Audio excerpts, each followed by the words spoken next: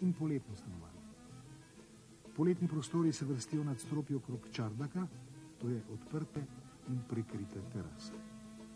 Včasih jim čardak nadomešča tudi sobe, tako da poleti stanovalci živijo in spijo v senci na prepihu v čardaku.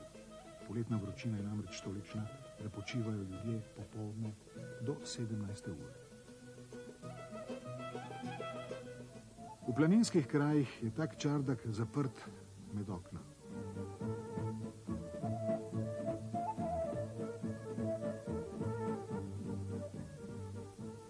V vročih krajih je čardak samo prekrit in se večkrat deli še na minsofo in tron. Potem takem živijo in spijo stanovalci po zimi v zimski sobi, poleti v poletnih prostorih, v vročini in dežju v čardaku oziroma na minsofi. Če ni po noči dežja, pa spijo na odprtem tronju, to je na odprti terasi v podaljšku čardaka.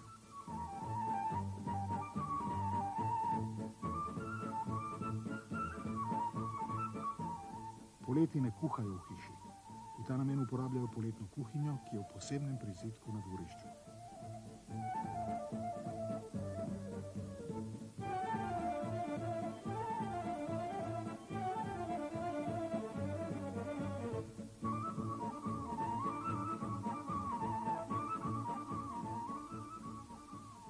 Za hišo poljedelca so značilni potoni. Potoni obsegajo hlev, klet in vrvarnico. Kompleks se razdeli z raznim delom in standardom stanovalca v hiši in ima v raznih krajih različna imena: poton, podrum, klet ali kevar.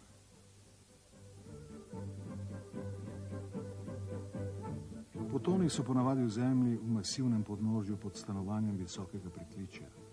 Razlike v prostoru, ki izhajajo iz različnega razmerja potonov in stanovanjskih prostorov po etažah, izravnavajo potem tako, da zgradijo poton samo pod enim stanovanjskim prostorom. Včasih pustijo, da potoni pod polovico stanovanja zgornje etaže prehajajo v živo skalo. Stanovanjske prostore uporabljajo za bivanje podnevi in za počitek po noči. Sestavljajo pa jih sobe in čardaki. Beseda soba je madžarskega porekla in pomeni slovansko izbo ali odajo. Vendar se zdi, da Makedonci razlikujejo med sobo in odajo. Soba je večji, obzidan prostor, odaja pa manjši prostor, ki ga je lažje ogrevati.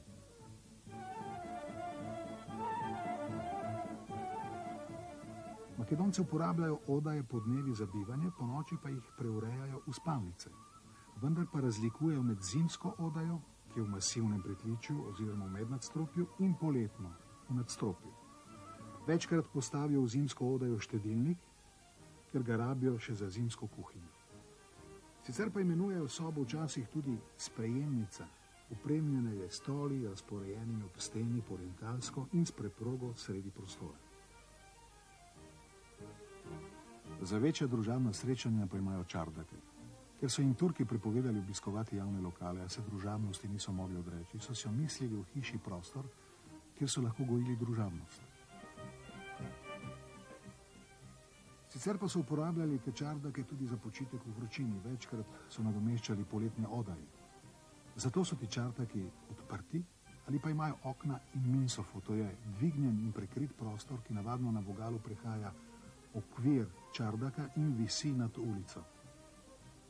Na makedonski da se žive je mnogo blisko do glagolot da se uživa, da se bide vo život. Evropskите arhitekti Corbusier, Grabrian, posjetuvajcie Makedonija, vjerojatno sobrale od glagolot da se uživa i go prenele preku arhitekturata vo Evropa. Jedniot od njih, Corbusier, ne priznal što pozajmil od Makedonija, niz njegovio pad, niz makedonskata arhitektura. Grabrian go kritikува toa i priznava deka odovde moželo da se pozajmi така наречената куќа за секого. Јас би се осмелил да додадам. Одовде се позајмува принципот куќа за уживање за секого. Македонската куќа не е толку функционална, колку што е високо естетизирана, колку што е куќа во која што се ужива и се прославува. Затоа централен мотив во македонската куќа е чардакот и просторот. Не постои македонска куќа која просторот не го третира со почит и восхит. Затоа сите куќи, колку и да се ниско, имаат погледи што фрлаат многу далеко. Прометни простори обсегаjo dvorišče, stopnice in čardak. V začetku imamo samo pritlične treme s stanovanjskimi prostori, do katerih pridemo skozi vrata, porto in dvorišče oziroma vrt. Ko se hiša dvigne nekoliko nad pobočje z ukopanim potonom in lestvami, ki so prislonjene k tremu, je tak trem prišel čardak, stanovanjem v visokem pritličju.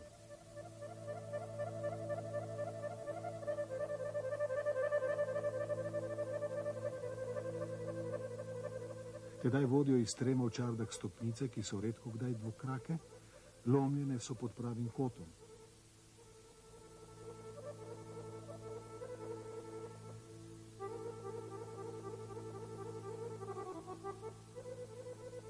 Navadno so stopnice enako krake, kakor ladijske in prosto postavljene v prostor trema ali čardaka. Take stopnice so logična posledica enonadstropnih hiš in jih najdemo tudi v sodobnih enodružinskih domovih.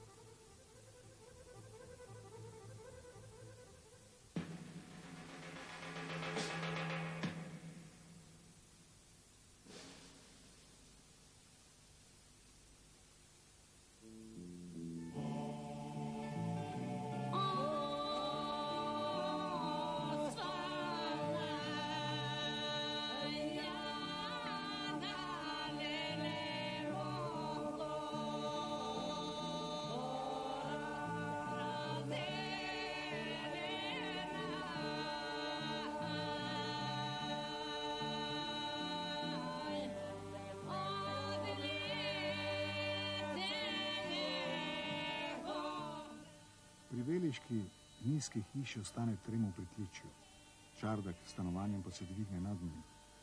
Ker delitev prostorov po etažah ni enakomerna, je tak trem votov in prostorsko plastično oblikovan s postavljenimi potoni in zimskim stanovanjem.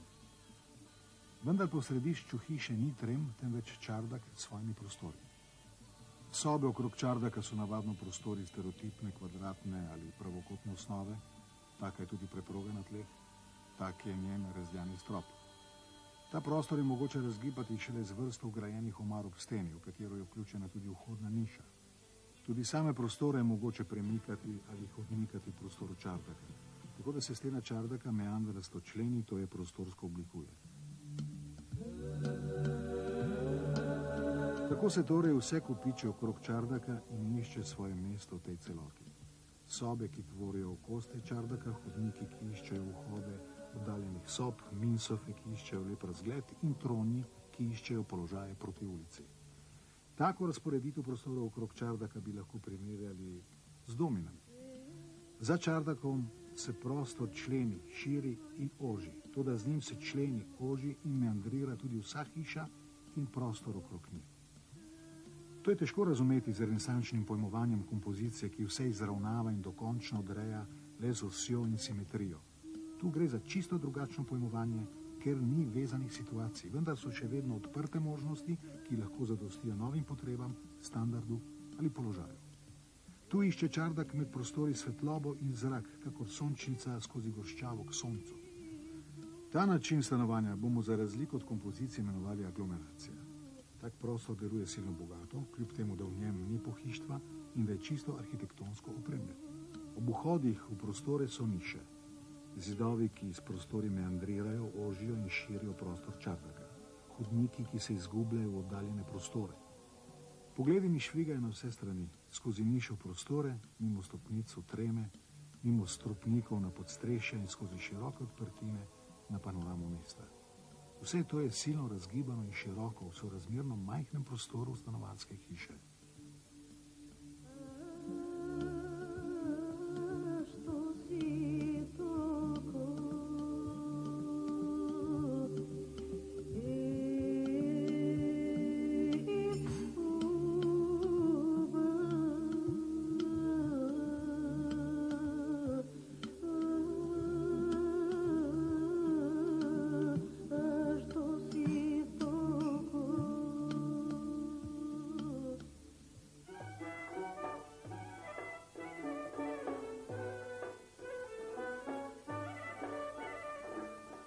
Ohridska visoka hiša se je razvila pod čisto posebnimi pogoji. Turki so kristjanom v Ohridu določili zelo ozko področje na hribu in ob jezeru. Poleg tega so kristjani zaradi varnosti radi bivali na tem prostoru. Tako je torej nastala potreba po gradnji hiš na hribu, ki je privedla do uzidanih globokih in visokih hiš. Podobno torej, kakor v sodobni Evropi, kjer sta vodili k temu najprej špekulacija in eksploatacija mestnega zemljišča, kasneje pa tudi ekonomija z instalacijskimi napravami in potmi.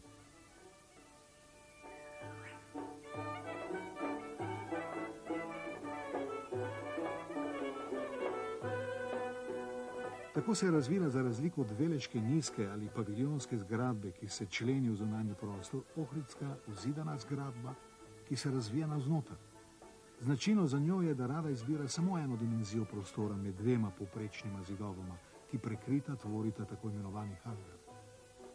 Med prostoroma vsake etaže je predprostor, osvetljen posredno skozi prostor, v katerem se kakor sveder vrtajo stopnice, ki se lomijo, umikajo in vodijo kontinuirano pot mimo prostorov.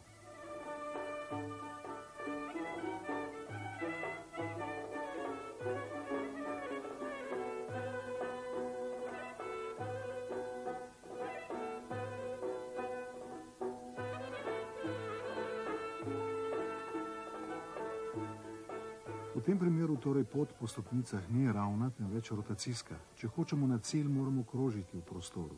Tako se nam razvije zopet prostorska pot, ki pa je za razliko od veleške zunanje tokrat notranja in čisto drugačna od poti v dvoramnih stopniščih naših večnastropnih hiš.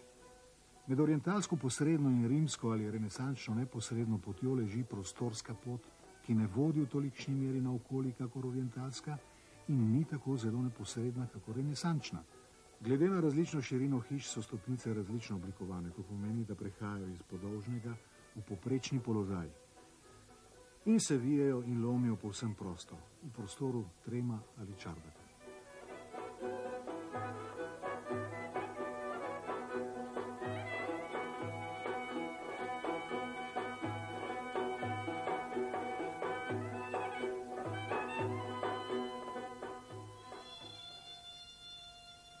V glavnem gre za opremo treh prostorov, čardaka, sobe in kuhinje.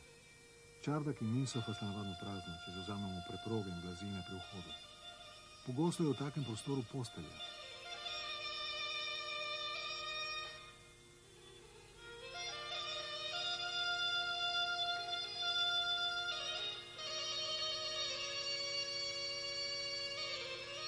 V sobi so miza, stol ali postelja.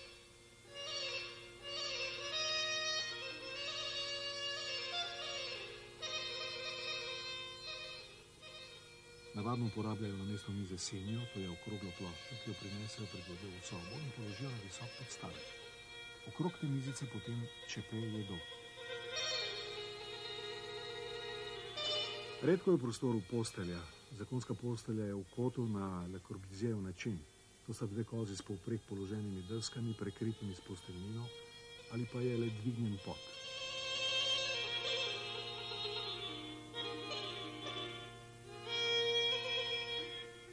Pri cincarjih smo videli tudi pod, ki je bil do polovice prostora za stopinjo dvignjen in prekrit z blazinami. V hištvu je trdno ugrajen prostor, sergeni, omare, minderji ob steni in preproga sredi prostora.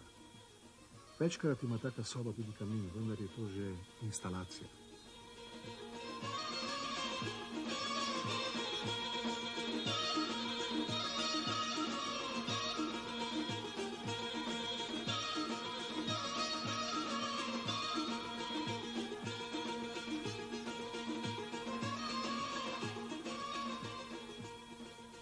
Kuhinja obsega trdno v prostor ugrajene instalacije, ali tako imenovan kuhinjski niz s kaminom, vodnikom in policami. Urejeno na čisto ameriški način.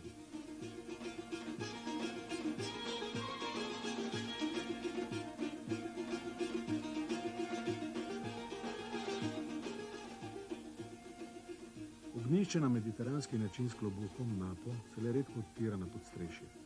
Merilo prostora in oprema v njem pa sta po meri človeka.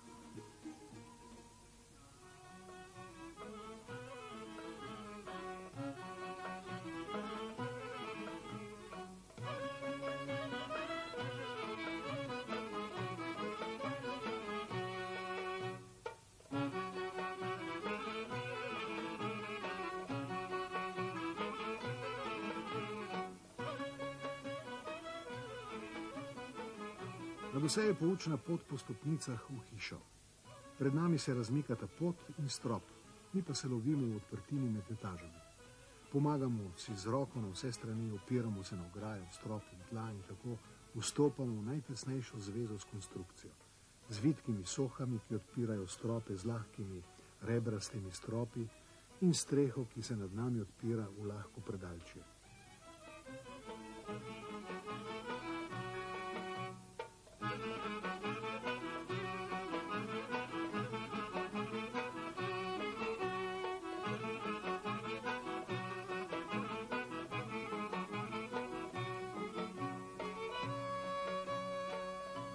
Stopnice so kakor na ladji postavljene prosto. Ne imenujejo jih zaman skali. Tako čudovito lahke so, da bi jih kar predstavljal po prostoru, ki je razen reliefa, poda, ob njegovem obodu prazen.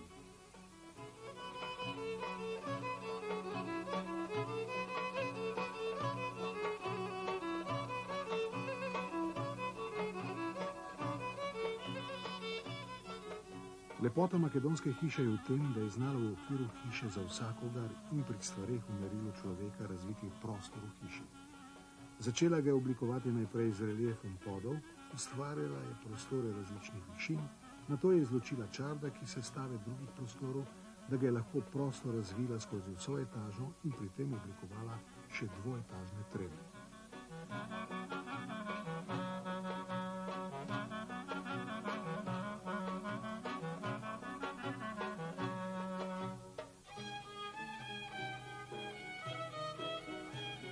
Postaviti človeka neposredno v velik prostor pomeni odtujiti ga njegovemu lastnemu merilu. Ta prostor v hiši je mogoče humanizirati samo s prehodnimi elementi. Ponekod vstopamo skozi porto v dvoetažni tren, kjer s pogledom preletimo opremo in potone v pritličju, stopnice, spodnji čardak in ves dvoetažni prostor, ki je s tremi elementi prirejen po meri človeka. S takšnimi prostori se je makedonska hiša dvignila nad ozko regionalne tvorbe in se uvrstila med arhitekturne fenomene prve vrste.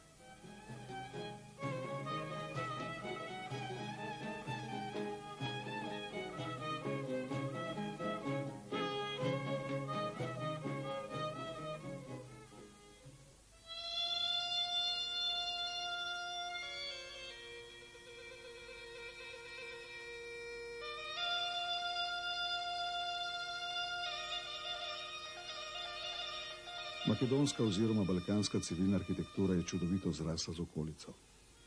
Hiše rastejo kakor gobe po dežju, kakor da so del te narave. Odkot to izhaja? Verjetno iz posebne umetnosti gradnje v naravi in tudi zaradi samega materiala. Material najprej zbudi pozornost.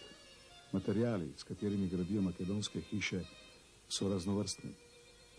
Makedonci imajo vrsto različnih postopkov gradnje, ki izhajajo iz preteklosti dežele.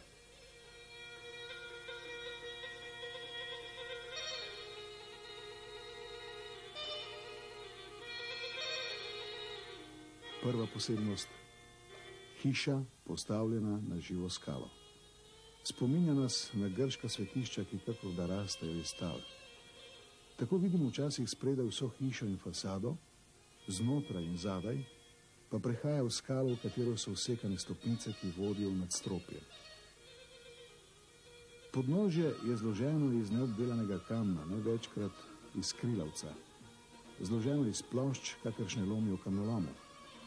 Kamni so povezani z glinenim blatom in horizontalnimi lesenimi vezmi.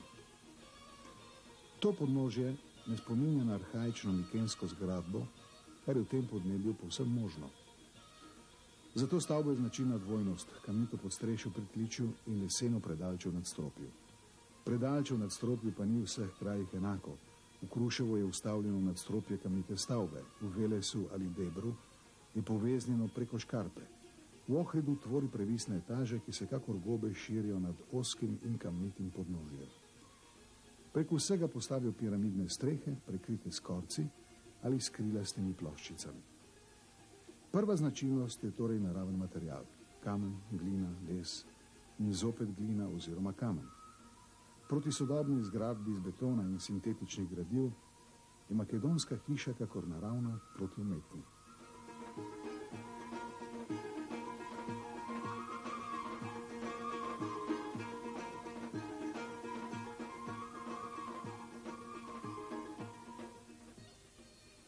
Obloga.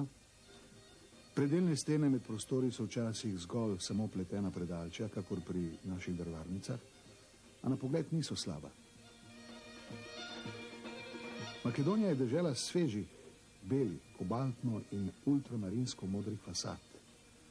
Ultramarinsko in kobaltno modra morda zato, ker vzbuja vtis sence, kar pomirja v vročini. Drugi zopet menijo, da barvajo modro zato, ker se manj pozna, če se umaže. Navadno je podnožje pobeljeno, s kobaltom pa je pobarvano nadstropje, kar deluje nenavadno sveže.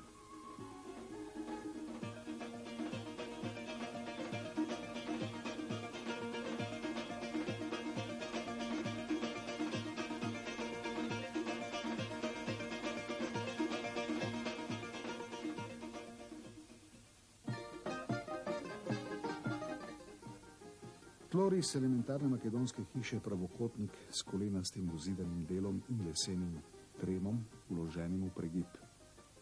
Včasih, zlasti pri ozkih hišah, zavzame tak trem tudi vse pročelje hiše. Drugič, pa kar celo podolžno fasado, iz katere se navadno odpira na dvorišče. Trem pred hišo je zračni in senčni prostor, to je izrazito prostorsko plastičen element. Prvi dejavnik prostora je torej potreba po senci in prepihu. Narekuje pa jo vroče podnebje.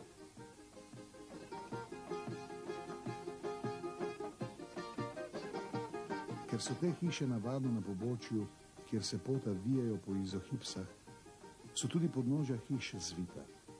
Prostor v nadstropju zahteva pravi kot, se počasi izravna in visi nad ulico. To je pomol.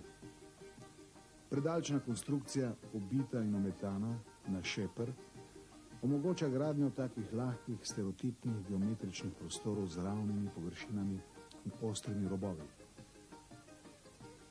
Predalčna konstrukcija skupaj s stropniki pa omogoča gradnjo pomolov, ki visijo nad ulico.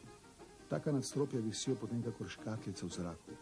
Tujci so jih v prvem srečanju imenovali viseča mesta, čarobne zgradbe, lahke, vedre in nepatetične.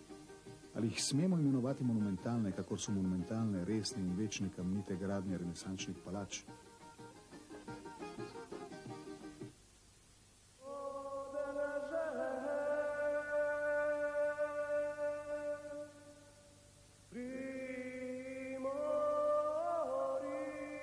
Možeme da pretpostavime дека професорот Грабријан не можел да се сретне со професорот Софир Томовски, кој во тоа време исто така се занимавал и ја проучувал македонската архитектура. Навистина е штета со оглед на тоа дека професор Томовски во едно издание за старата македонска архитектура неколку години пред да биде издадена книгата Македонска куќа, споменува за тајфите и мајсторите што работеле во Македонија. Може да се насети, иако тој тоа не го тврди во својата книга, дека не станува збор само за еснавски здруженија, туку станува збор за цели училишта за архитектура.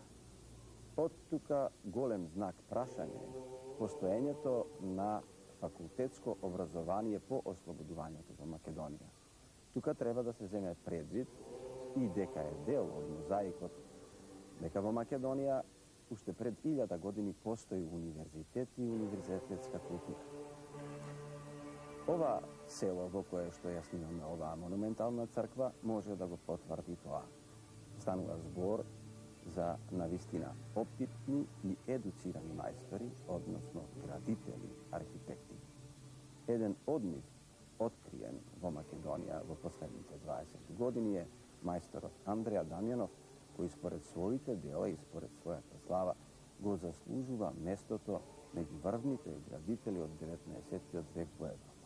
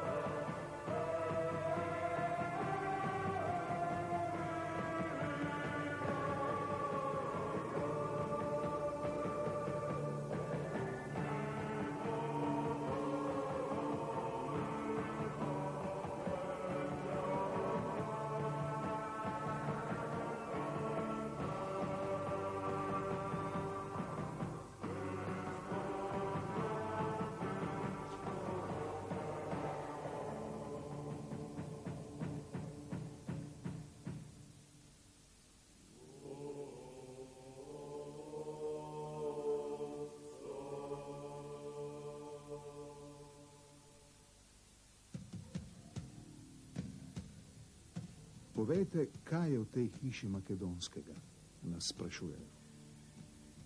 Makedonska je predvsem zaprta hiša. Zaprta sta Trem in Čardak in je hiša za vsakogar. Orientalska hiša in divanhana sta namreč vedno odprti. Makedonski je salon v zraku ali čardak pod streho, ki je namenjen za poletno stanovanje in zabave. Makedonski je kuhinjski niz okrog hine v hiši, ki je nekakšna usporednica orientalske banjice. Makedonska je delovna drža človeka v hiši v višini mize, za razliko od uživajoče, čepeče ali ležeče drže orientalske hiši. Makedonski je sploh ta evropski način stanovanja v hiši, ki ga ti ljudje niso nikoli opustili in so ga skušali vedno prilagoditi orientalskim razmeram. Tako da moramo, če hočemo iz orientalske v sodobno hišo, vsekakor skozi makedonsko hišo.